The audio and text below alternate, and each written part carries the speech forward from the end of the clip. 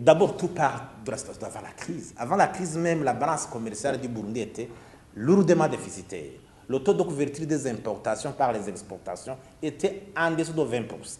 Ça veut dire que plus de 80% des devises devraient avoir d'autres ressources, notamment la grande partie pour équilibrer la balance de paiement. Il y avait les transferts financiers liés à l'aide publique au développement, les appuis budgétaires divers.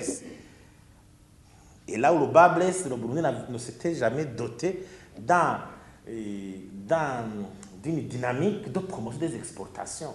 Même à l'East African Community, le rapport montre qu'en adhérant à l'East African Community, le Burundi a plus augmenté les importations au lieu d'augmenter les exportations.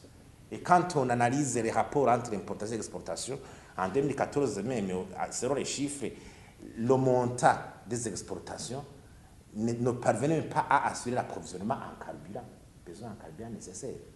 C'est un déséquilibre. Alors aujourd'hui, cette crise des devises qui est là, comment y faire face?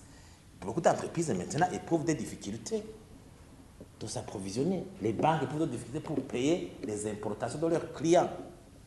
Parce que si on privilégie le carburant médicament, il y a beaucoup d'autres besoins en importation pour investir quand même. Des grandes entreprises comme Prarudi ou autres, ils ont un besoin constant d'importation. Et ça va avoir un impact au niveau systémique, parce que c'est en grande partie même ces entreprises qui fournissent les recettes fiscales nécessaires à l'État.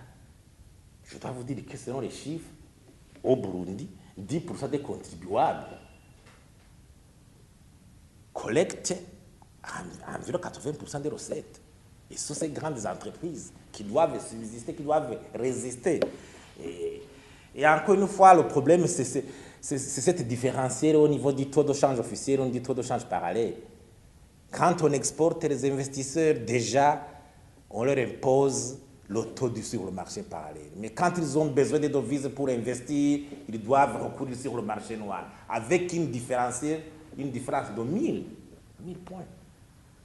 Ça force complètement leur système et leur façon de s'approvisionner.